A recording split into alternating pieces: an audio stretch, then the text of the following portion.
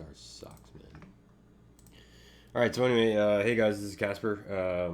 I've been both on tilt and chip leader for like the last 20 minutes or so in this goddamn thing.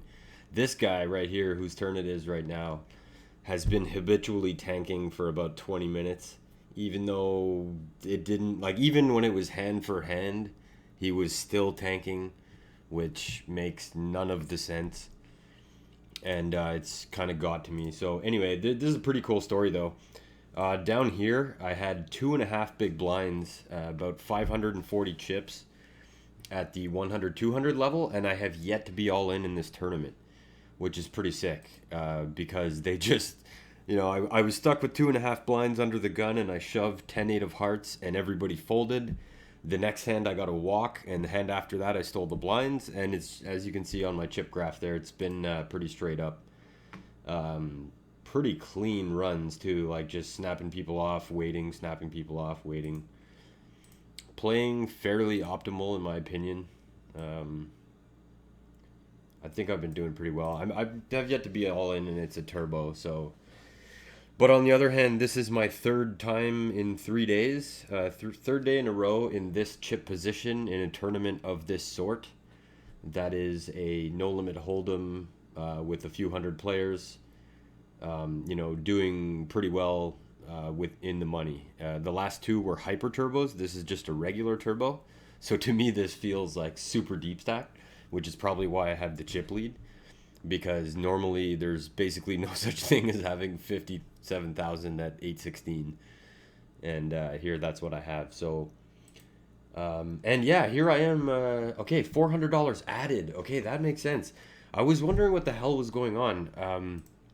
I played this. I just switched from my phone. I've been playing the whole tournament on my phone, and I could have sworn I registered to a $1 tournament, and I looked at the prize pool, and I'm like, no, this is clearly a $2 buy-in.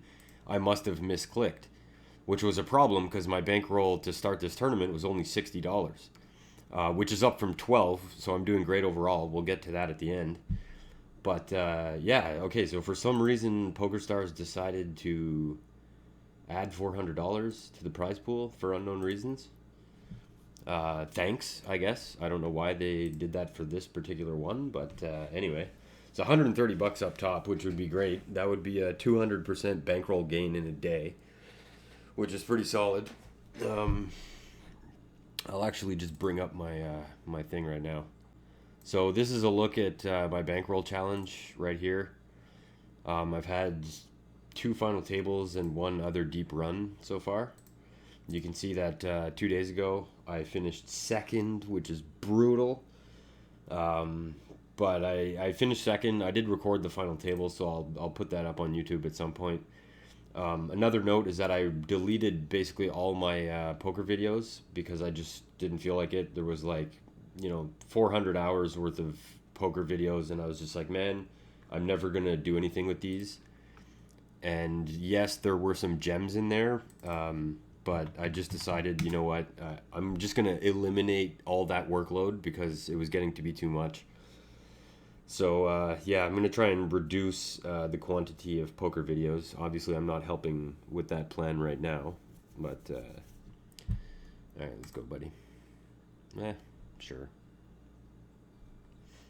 Hold. Ah, brutal. I'm supposed to win 60-40s. Anyway, so yeah, I deleted all my poker videos. Hopefully this won't be another example of me switching from the phone and immediately going broke, which is what happened yesterday in the Hyper Turbo.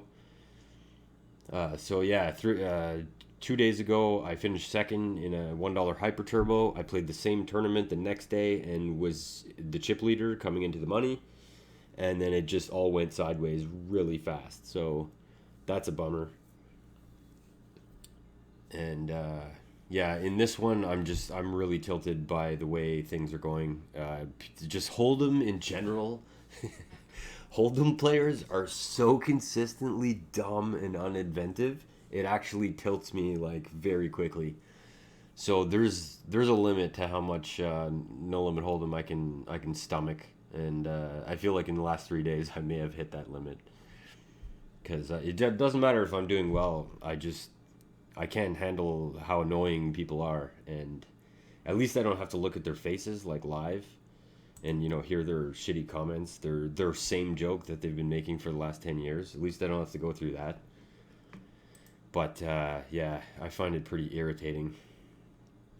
So hopefully the battle here with 39 players left is to just avoid the tilt, whatever happens. I haven't done anything tilty so far. I've been playing pretty solid, pretty strong, like just trying to pick off the right opportunities and win the uncontested ones and stay away from everything else. I folded ace queen suited pre-flop earlier, which would have got me smoked, which I feel pretty happy that I didn't do that. And this hand is supposed to be over right now. Otherwise, I'm dead. Okay, good. So anyway, I bought in for $50. I'm doing a bankroll challenge. Once again, I'm going to get to this later. I started with $37.63 US, had 5 consecutive red days, got a little bit of a cash here, had a red day, and then had back-to-back decent cashes where I increased my bankroll by 42 and 32% respectively. Had 2 more red days, and then had a big day right here. That's when I finished second. You can see the notes over on the far right side, which denotes notable tournament cash. So I'm sitting, I started the day at 62. I think I have 58 something in my account right now, not counting the cash that I'm about to receive from this one. So altogether right now I'm up almost 400% in the account, and I still have buy-ins available. So I'm feeling pretty good about that. Oh yeah, one other note is that after these 2 days, this was cash games. I played cash games and I didn't like how I played. I thought I played foolishly. So the next day, I withdrew $25, which is allowed by the rules of my bankroll challenge. And the reason I did that is because I thought I need to put pressure on myself to perform. If I have a smaller bankroll, historically I tend to do well playing micro stakes with a small bankroll. And so I removed some of the equity I had available and took away about 50% of the bankroll that I had. And the very next tournament that I played was that second place finish out of 475. So can't really complain there. I feel like I did okay given the circumstances. I feel like I did exactly what I should have, and I followed it up with exactly the type of finish that I needed. So got myself back up to $60, which was higher than what I had when I made that withdrawal.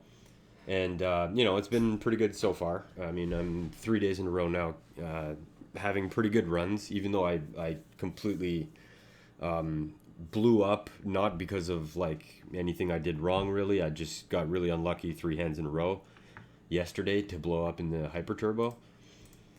And here, like I said, I mean, I was down to 2.5 big blinds. Obviously, when you're in that spot, you expect to be at risk at some point.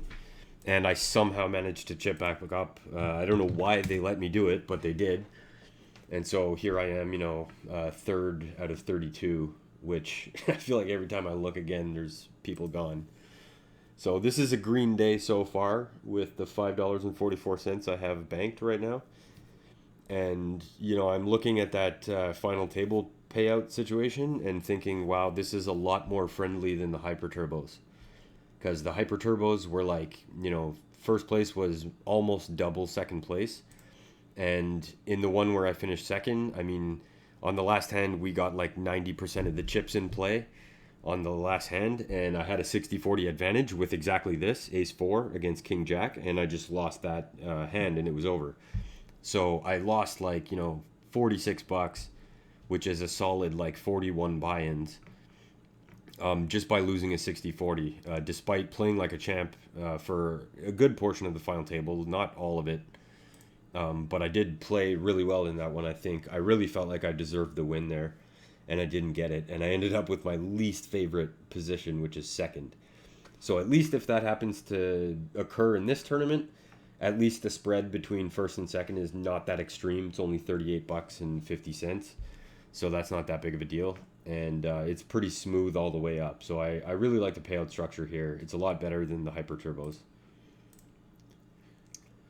That said, I obviously want first and nothing else right now. And my chip graph is looking about as shitty as it has in this tournament since I was down to those 2.5 big blinds.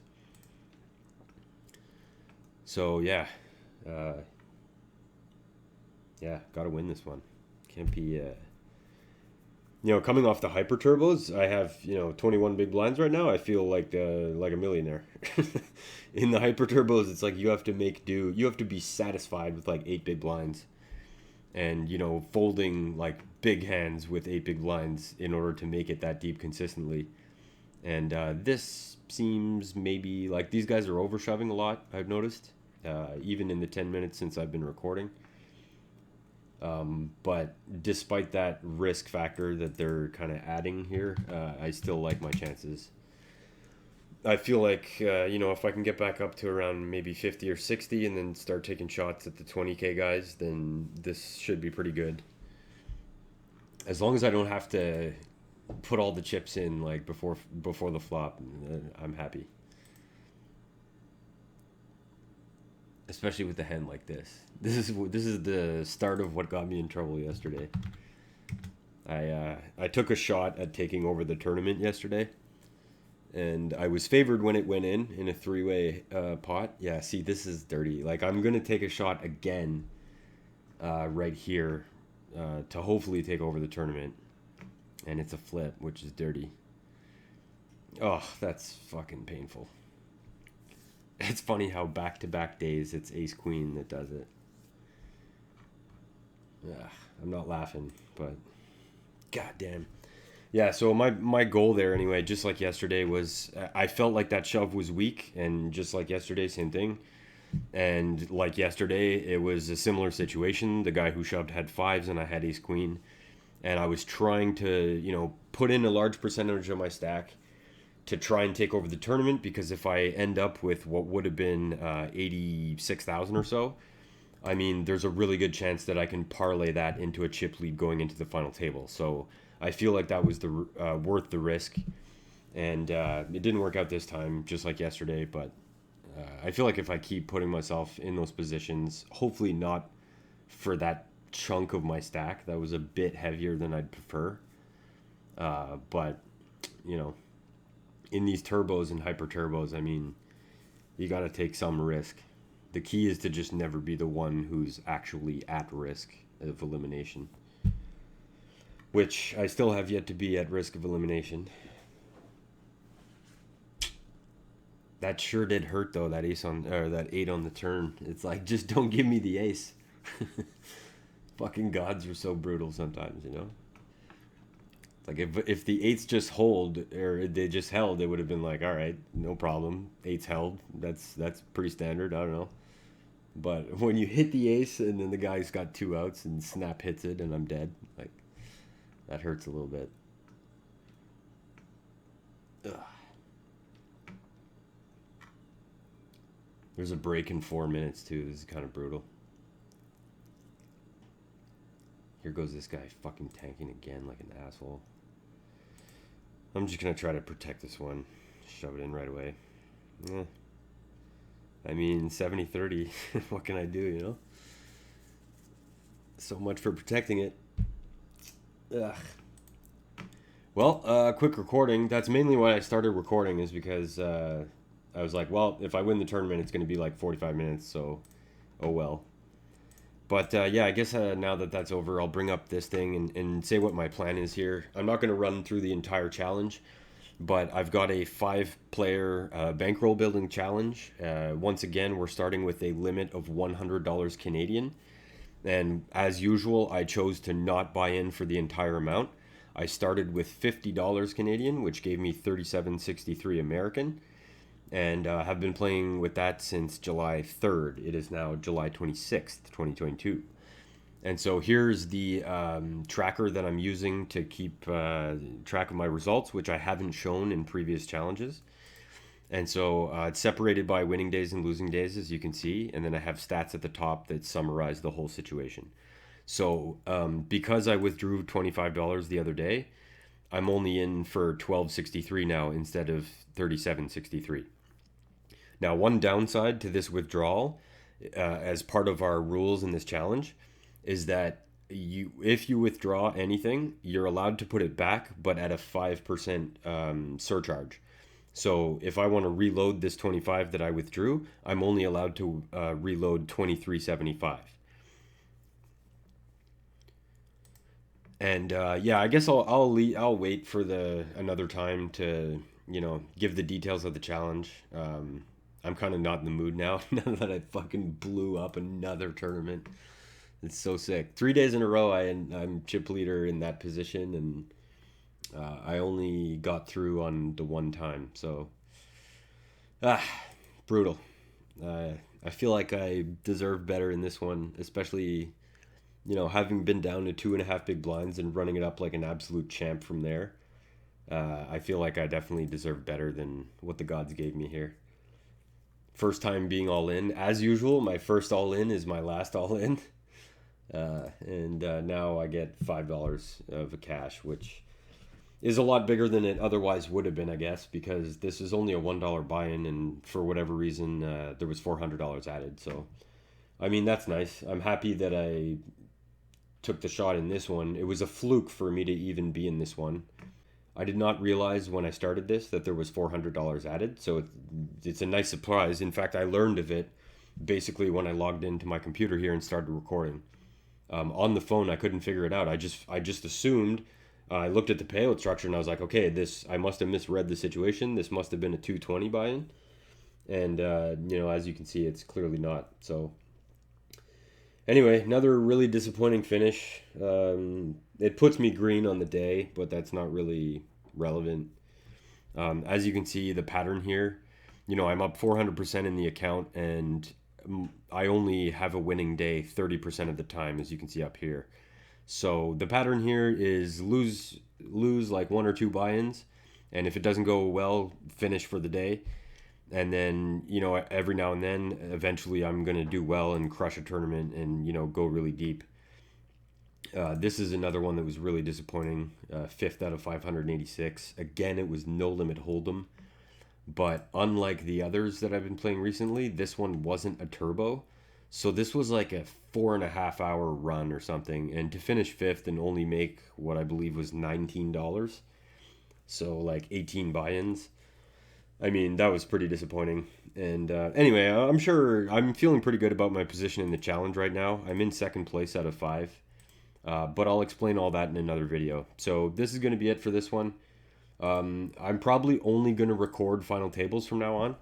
I did record the final table, like I said, of this one. And you'll see me make what I think was a brilliant move to escape death when I was on the brink at the final table. Four-handed. I had like no chips, and I did a check raise with like 7 high that I thought was really well thought out, and it worked.